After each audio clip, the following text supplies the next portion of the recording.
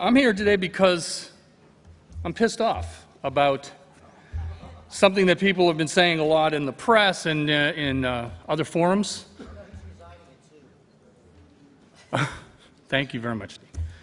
The thing I'm pissed off about is all these people that are writing about how Twitter and related activities that we're involved in on the web are making us stupid or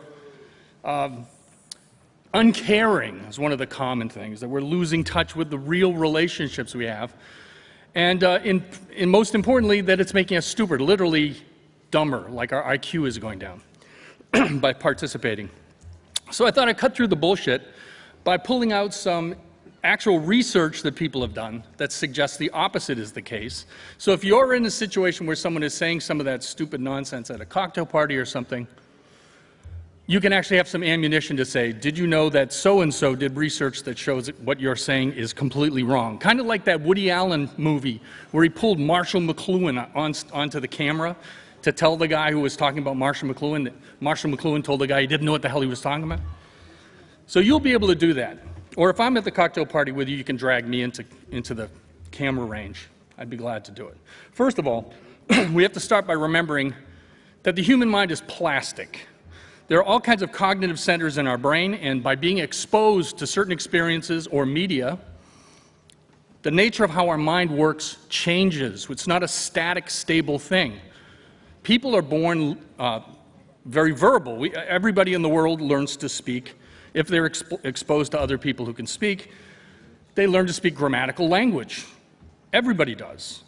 Now, the interesting thing is we're not born numerate, so we don't know anything about numbers, it turns out, but there are other centers in our brain that we can use so that we can slowly, it takes 20 years really to become numerate to the degree that you graduate with a degree in college or something in mathematics, but we can do it even though it's not there natively, okay?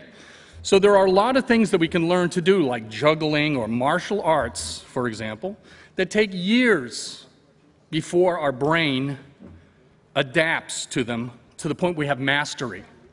So when people say that being exposed to Twitter or other kinds of media that involve some kind of multitasking or switching of context, and they say there's no possible way we can do that because it's been proven, baloney. First of all, our minds are constantly adapting to these kinds of stimulus, and then second of all, there's actually been a study done by two guys, Strayer and Watson, guys out in California, who found that there really are people, 2.5% of the population, are supertaskers. And that means they actually did a very rigorous test. They had them drive a car and do math at the same time. And they tested the scores when they were doing both at the same time and when they did the activities independently. And they determined that, yes, in fact, these people can actually do both with no degradation of their capabilities in either.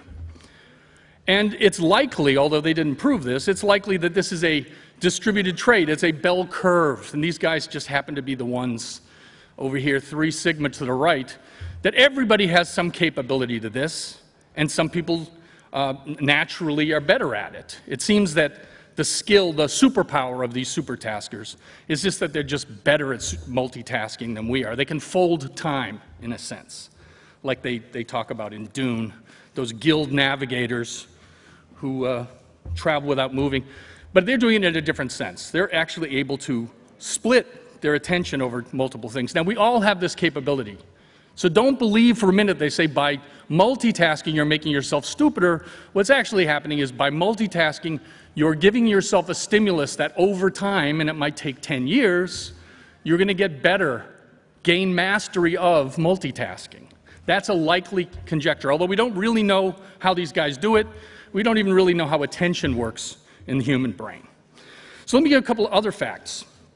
Renaud Junco did a study at Lock Haven University, or college, Lock Haven College, where he had one class use Twitter consistently, daily, like a journaling exercise with the members of the class. He had another class use a journal to write things down, and a third class did whatever they were doing before.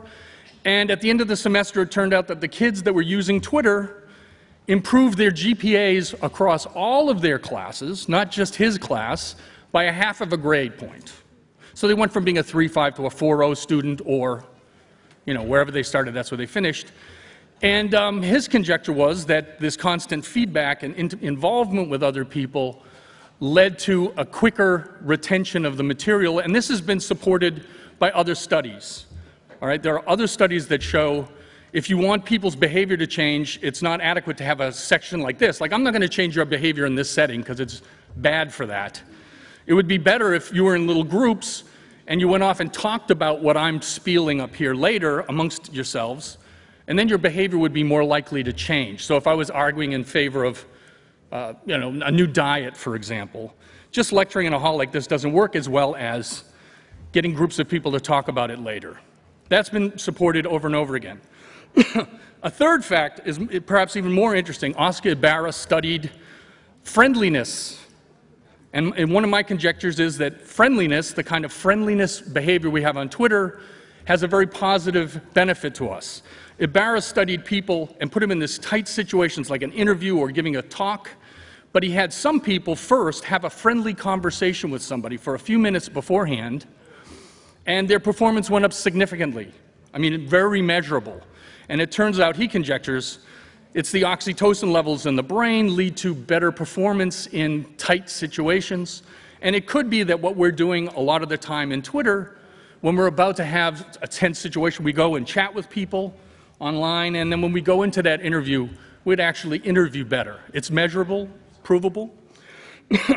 And we've also known that there are some other statistics, some other studies that have been done showing that friendliness has other benefits that likely to slop over into things like Twitter. It's the fact that the best basketball teams in the NBA are the teams that touch each other the most.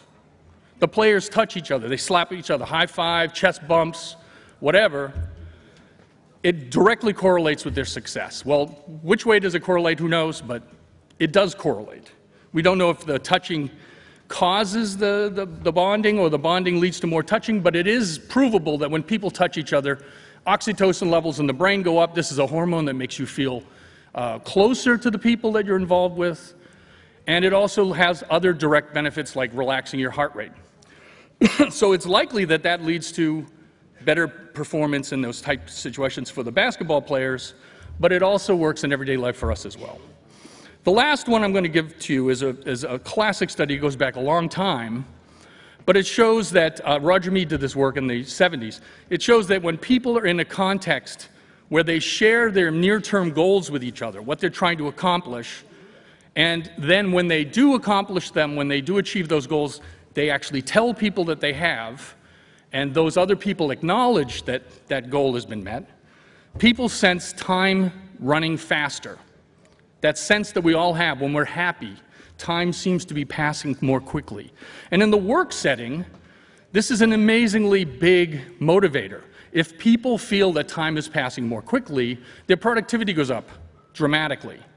So if you need a proof that Twitter or things like Twitter should be used in the workplace, you don't need to go any further than Roger Mead's research showing that this feedback mechanism is intensely powerful. Okay? There's nobody who's going to argue, no management person is going to argue with increased productivity. However, of course, there's still a question of trying to convince them.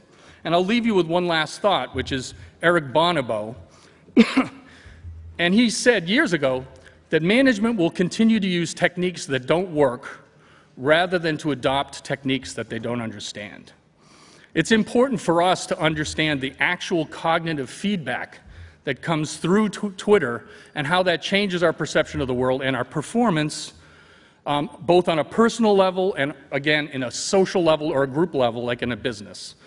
So next time somebody says something stupid at a cocktail party about how Twitter is just a bunch of people talking about peanut butter sandwiches, tell them it's making us smarter. It's making us smarter individually and culturally.